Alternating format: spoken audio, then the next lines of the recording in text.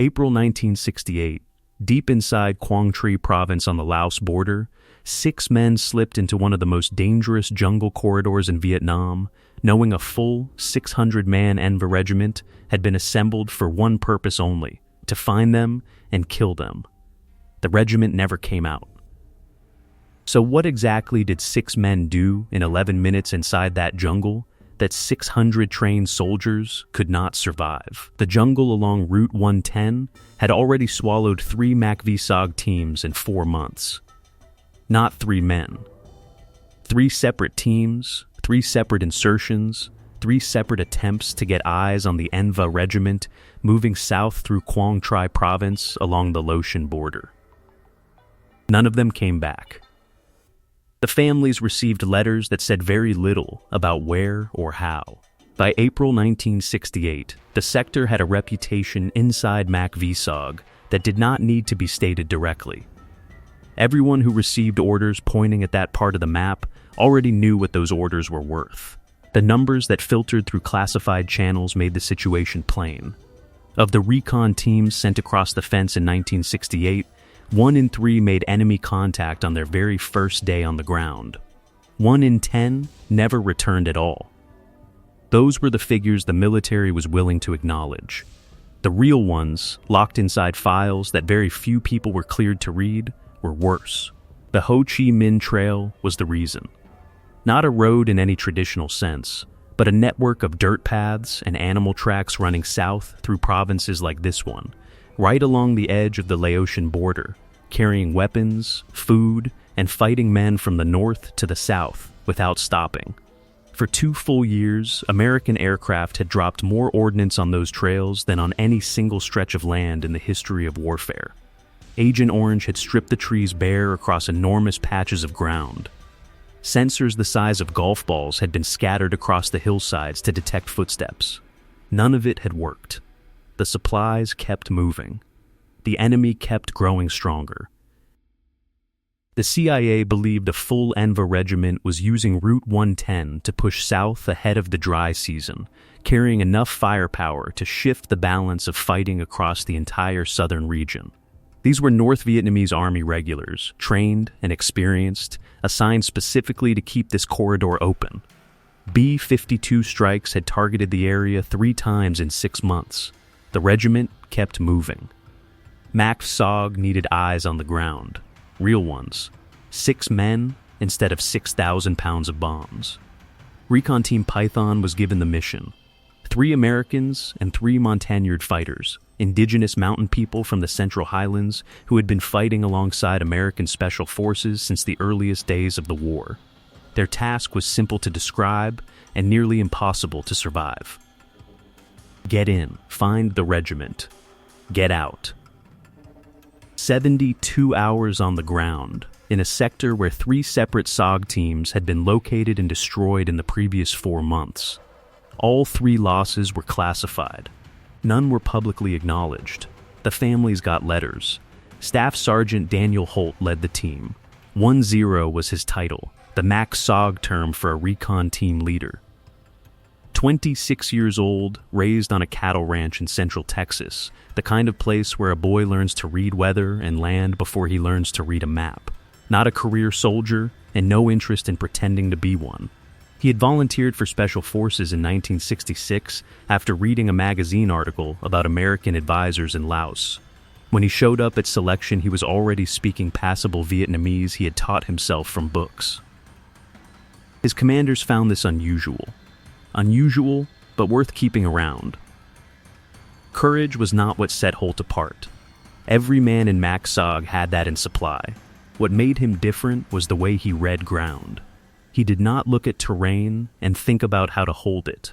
He looked at terrain and thought about how the enemy would move through it, what sounds a man living in that jungle would avoid, what paths he would choose after dark, where he would stop to eat and rest. It had not come from any training program. It had come from a Montagnard fighter named Xor, who had grown up hunting these same hills and knew the jungle from the inside. built across a childhood spent moving through the same ground in every season, the kind of reading that has nothing to do with maps or manuals. Years working alongside each other had given Holt access to a way of seeing the ground that no field manual had ever tried to write down. The commanding officer at Forward Operating Base Phu Bai told Holt directly that the mission could not be survived. 6 men would not last 72 hours in that sector. The loss reports were on the desk. The imagery showing estimated enemy strength was there too. The numbers said what they said. Holt listened to all of it. He signed the mission paperwork, thanked the man for his honesty, and walked out. They went in before first light on a Tuesday. The helicopter did not land. It came in low, and the 6 men dropped into the canopy, and the rotors faded north, and there was nothing around them but jungle. The first day passed without contact. Moving north through heavy growth, keeping to the shadows, communicating with hand signals and looks, they found what they had been sent to find. Truck tracks in soft mud, boot prints in the wide spacing of men carrying heavy loads at speed, equipment left behind on the trail. The regiment was real. Close, moving south. On the morning of the second day, Holt stopped. Crouching at the edge of the trail, something made him hold still. There was a boot print in the mud that had not been there an hour before. Fresh, the edges had not yet dried. The birds were gone across a front too wide for one man to have cleared. Not startled quiet. Deliberate quiet. The kind that has a reason behind it. Someone was behind them, moving without sound in the manner of a person who had done it many times before. Holt did not panic. He did not reach for his radio. He turned the situation over the way you turn a stone to see what lives beneath it. The team had made a trail coming in. It was careful, but it existed. Whatever was behind them had found it, and whatever was behind them knew exactly what it was doing. But crouching over that boot print in the early morning light, with the canopy pressing down and an Enva regiment somewhere in the green behind him, Holt noticed one thing the force trailing them had not prepared for. Moving through jungle without being heard was what they knew. It was the only skill this kind of pursuit had ever needed. What no one had told them to plan for, what the entire history of their training had never required, was the possibility of being followed back. Holt did not reach for his radio. That was the first thing. Every piece of training pointed toward one response when a recon team was compromised and denied territory. Call for emergency extraction, find a clearing, pop smoke and wait and hope the helicopters arrived before the enemy did. Written in every field manual, passed down through every special forces school in the country. The hand went up. The team held. Long enough in this kind of jungle changes how a man thinks about helicopters. A landing zone call here, with this many enemy close, would put every gun in the sector pointing at a single point in the sky. The nearest clearing large enough to land in sat 600 meters northeast. Getting there meant moving in a straight line. A straight line handed whatever was behind them exactly what they needed. Holt had read enough about the 3 teams before him to know how that ended, so instead of moving towards safety, the team moved sideways. West, cutting across the grain of the terrain rather than along it. Not something from any army manual. Something Kasor had shown him during their first week of joint training, before Holt had fully understood what was being demonstrated. Kasor called it listening with your feet. Move sideways to a threat and pay attention to what the threat does next. A small force adjusts fast. A large force turns slowly, one piece at a time, like something too heavy to change direction without effort. 200 meters west. Stop, close your eyes. Listen, the birds were still gone. But the edge of the silence had shifted, pulling west with the team, not cleanly, not all at once. It moved the way something very large moves, one section at a time. 4 minutes. Then another 200 meters south. Stop. Same pattern. The silence followed, but it followed late. Before pulling the map, Holt already knew what he was dealing with. What he needed to find was whether the terrain would let him use it. A claymore mine is a curved green block about the size of a thick paperback book. 700 steel balls pressed against a layer of C4 explosive. When the circuit closes, those balls leave the face of the mine at just under 4,000 feet per second across a 60-degree arc. Inside a narrow jungle corridor, even one claymore turns the air into something that cannot be entered. Holt had 4 left. He needed a corridor narrow enough to make 4 count like 40.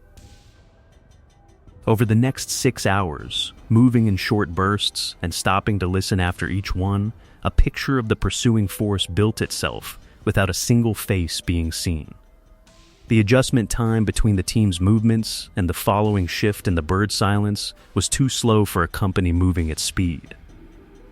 At one point, Soar touched Holt's arm and pointed toward a gap in the canopy 180 meters east.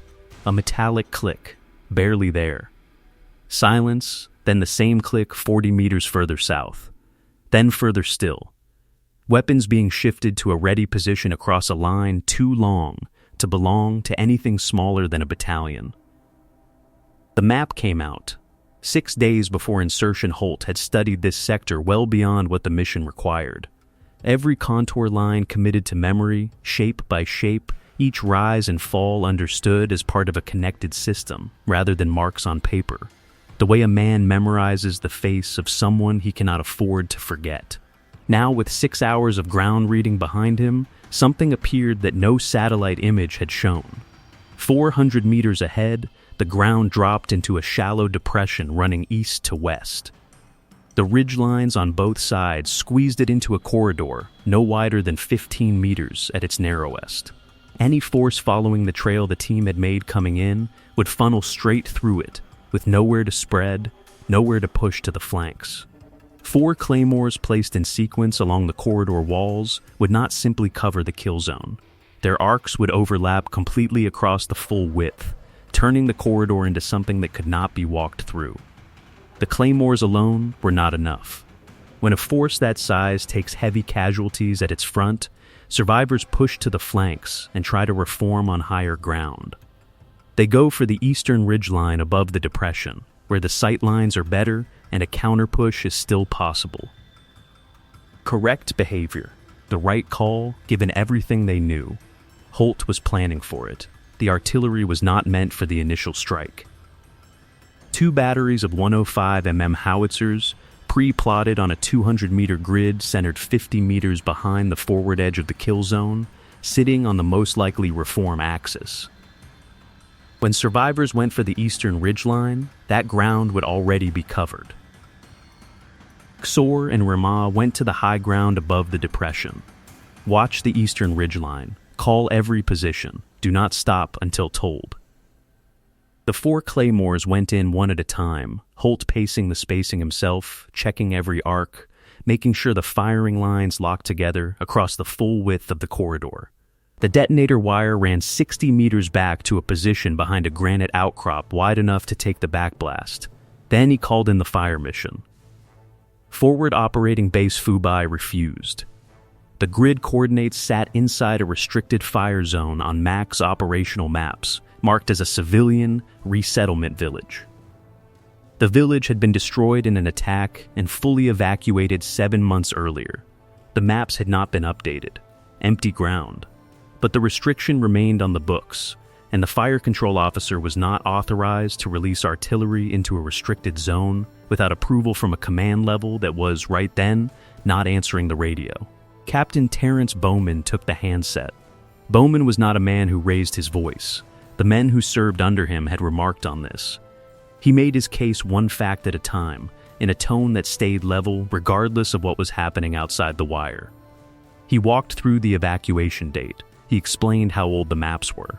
He described the force behind the team and what 6 men in that terrain looked like without artillery supporting them. The fire control officer told him to hold. Bowman held. Holt's team, 400 meters into enemy territory, with a regiment at their backs and a detonator wire in their hands, held 20 minutes. The kind that do not move at the same speed as ordinary ones. At 15:31 hours, the batteries were released. Holt acknowledged the clearance. Map into the chest pocket. Behind the granite outcrop with the wire coiled between his fingers, the corridor ahead sat empty and narrow and green. The light through the canopy had started going golden the way it does in late afternoon, everything turning the color of old brass. All he had to do was wait. At 15:47 hours, the first element of the NVA regiment entered the depression. Holt did not move. He was not waiting for the advance screen, the men sent ahead to find trouble before the main body walked into it. He had no interest in them. He was waiting for what came behind. The weight of the thing. The full mass of it. The part that, once it stepped into a corridor 15 meters wide, would have nowhere left in the world to go. At 1609 hours, 22 minutes after the first element entered the depression, Holt pressed the detonator. 4 claymores in a sequence so fast it registered as one. Not 4 separate blasts.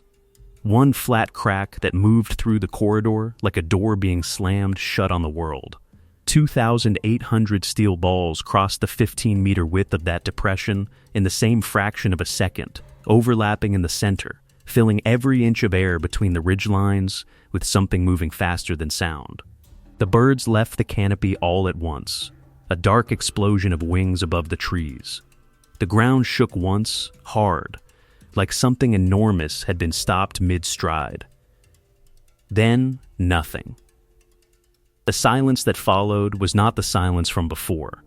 That silence had been careful and alive, pressing outward with purpose. This one pressed inward. It sat inside your ears and stayed. The silence of a place where something had just been removed from the world without warning, and the world had not yet found a way to fill the space. Holt was already on the radio. The men still alive and still capable of thinking did what their training told them. They pushed to the flanks, pulled the column off the trail, and moved for the eastern ridgeline above the depression, where the ground was higher and the sight lines were clearer and a counter-push might still be possible. That was the right call. Exactly what a trained force in that position should have done. But Xor and Irma were already watching from 180 meters above them.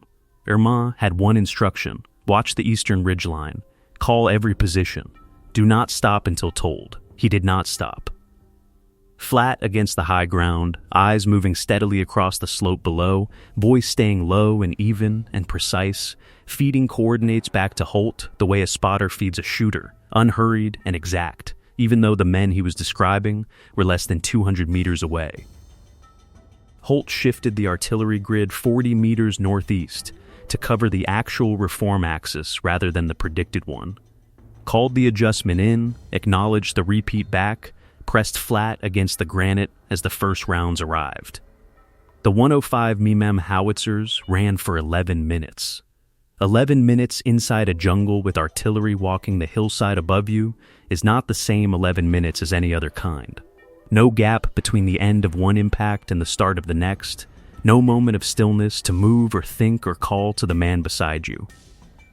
The ridgeline that had looked like safety became the most dangerous ground in the sector inside 60 seconds. Men who could still move went further east. The ones who could not stayed where they were. At 18:20 hours, with the light failing and the canopy floor already dark while the sky above it was still pale, Holt pulled Recon Team Python north, moving fast through terrain that 2 days earlier had felt like the most hostile ground on Earth and now simply felt like terrain. Something had changed in the character of the place. Some quality of attention that had been pressing against the team from the first morning was gone. They reached the extraction point with 20 minutes of usable light left. The helicopter came in low and fast, without hovering, and they were gone. The NV regiment that had followed 6 men into that jungle did not come out the other side. What eventually made it east was smaller, quieter, and stripped of the kind of confidence that comes from a record with no losses. The 600 NV soldiers who had followed one patrol into those trees had entered as a regiment. They did not leave as one. 3 days later, a follow-on element documented the full scale. 214 confirmed killed inside the corridor and on the ridgeline above it. About 200 more estimated from blood trails running east across 3 kilometers, discarded equipment, and drag marks where survivors had removed their dead. Total strength engaged. The Enver regiment assigned to protect the Route 110 corridor, assessed at about 600 personnel at time of insertion. 6 men, 4 claymores, 11 minutes of artillery, 1 wire held in 2 hands behind a piece of granite. If this kind of history is new to you, the operations that never reached the news and never appeared in any textbook, subscribe now, because this is exactly what this channel covers, and there is a great deal more of it. 1 prisoner was recovered 2 kilometers east of the engagement zone. A platoon sergeant found alone, separated from every surviving element, sitting against a tree with his weapon across his knees and no apparent intention of going anywhere. MACV intelligence officers questioned him in detail at Da Nang over 3 days. He told them the regiment had been assembled specifically for this sector after the loss of the 3 previous American recon teams. They had been given time to prepare. They knew the terrain. They had run operations like this before and had never once failed. The unit had gone in carrying the confidence of a force that had never lost. He said the men who came back from the Depression did not speak about what they had seen for 3 days, not because anyone told them to stay quiet, because they did not have words for it. That statement went into the official record and stayed there. Within MACV-SOG, the details moved the way useful knowledge moves through close professional circles. Quietly, person to person. Without formal announcement. By late 1968, the technique, the lateral movement to size a pursuing force, the sequential corridor ambush, the pre-plotted artillery covering the reform axis rather than the contact point, had been worked into the 1-0 training program at Long Than, south of Saigon. Not attributed to any specific operation or team leader. Listed in the training materials under a plain heading. Stay behind ambush, type 2. 3 paragraphs. A diagram. A note on artillery pre-plotting. The men who taught it at Long Than knew where it came from. Some had read the original after action before it was fully classified. Some had just heard it from someone who was there. They carried it forward hand to hand without ceremony, taught by showing rather than explaining, trusted because it had worked when nothing else did. That April in Quang Tri Province was not yet history. It was still a lesson. The men sitting in those humid classrooms had no way of knowing the team leader who had worked it out in real time, crouching over a boot print in soft mud with the jungle going quieter around him, was already back in Texas working cattle with a permanent ringing in his left ear that the Veterans Administration had noted, assessed, and largely filed away, just like everything else that had happened in those hills. The helicopter banked north, and Holt watched the ground disappear through the open side door. The canopy closed over the sector like water over a stone. In 30 seconds, there was nothing but green in every direction, unbroken and enormous, and no way to tell from that height that anything had happened in the depression below. The jungle looked exactly as it had always looked, patient, full, keeping whatever it had taken. At Phu Bai, the team went through the standard process. Weapons cleared. Equipment inventoried. Medical check. The corpsman who looked at Holt's left ear said the eardrum had taken damage from the Claymore concussion and would likely recover on its own. It did not fully recover. The ringing that started that evening in April 1968 stayed with Holt for the rest of his life. Not loud enough to be disabling, never quiet enough to fully ignore. A soft, persistent tone, always there when a room went still. Always there in the hour before sleep, always there on his porch in Texas years later, listening to the wind come across the pasture. He had stopped registering it the way you stop noticing a scar on your own hand. It was never gone. Captain Bowman wrote the after-action report the next morning. Thorough, documenting everything. The lateral movement technique, the corridor ambush, the artillery adjustment made from a moving position during extraction, the prisoner, the battle damage figures. He recommended Holt for the Distinguished Service Cross. The recommendation moved through the proper channels and was reviewed at the appropriate levels. It came back without action. You cannot decorate a man for something that did not officially happen. Inside Mac VSOG, there was a currency that appeared in no official document. It was the answer to one question. Who do you trust with your life when everything else has failed? Kisor's name was at the top of that list before the year was out. When new 1-0s came through Long Than and asked which Montagnard fighters were worth staking your survival on, his name came up first, without debate. He went on to work with 3 more American team leaders over the next 2 years. All 3 came back. After the war ended and the Americans left and the situation in the Highlands became what it became, Kisor's story goes quiet in any publicly available record. What happened to him after 1975 is not documented in any accessible source. He is one of thousands of Montagnard fighters whose service was complete and whose fate after the American withdrawal was left to circumstances no one in Washington chose to examine closely. Holt was back in Texas before the end of 1968. His rotation done, re-enlistment declined, back to the ranch his family had worked for 3 generations. He did not talk about Vietnam to the people around him, and they did not ask. A man came back, you were glad he came back, life moved forward. He married in 1971. 2 children. He worked the same land he had left in 1966, and the days shaped themselves around weather and seasons and the needs of animals that do not know or care what happened on the other side of the earth. The Enva regiment was rebuilt within 8 months. The Ho Chi Minh Trail kept running. Supplies moved south. The war ran for 7 more years after that Tuesday afternoon in April. More than 58,000 Americans died in it. Hold that number for a moment. 58,000 individual stories, 58,000 sets of people left behind, and the depression in Quang Tri Province accounts for perhaps 400 of the enemy who contributed to that toll. The math provides no comfort, but the 6 men who walked back out understood something about it that the numbers will never say. The records moved through the declassification process across the latter part of the 1990s. A ceremony was held in Washington to mark an early release. Former SOG operators attended. A researcher who had spent years piecing together the story of recon team operations from fragments and freedom of information requests sat in the front row and cried quietly when the boxes were opened. Holt received an official invitation, correctly addressed, delivered to the right place. He did not respond. He gave a handful of interviews in the years that followed to historians working on SOG accounts.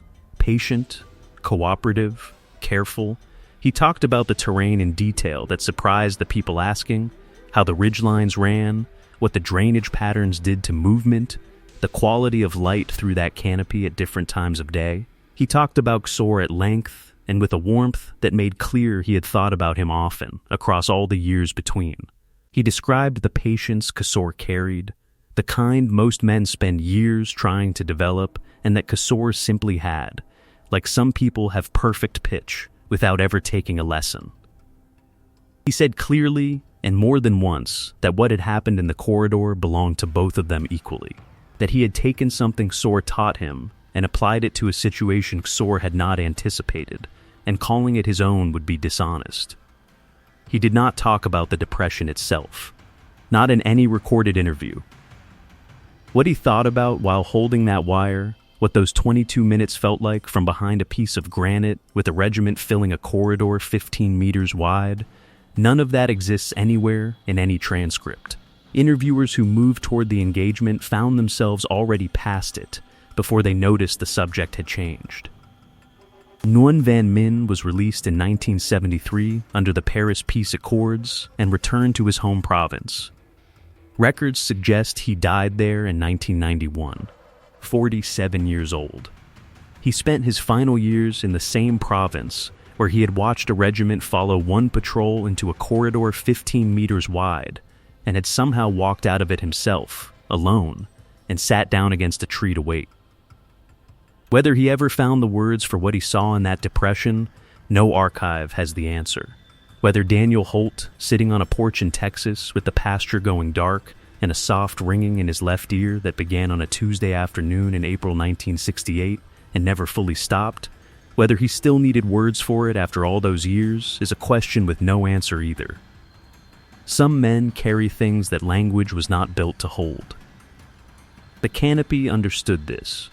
It closed over the sector and kept its version. The rest of us are left working with the parts that came back out.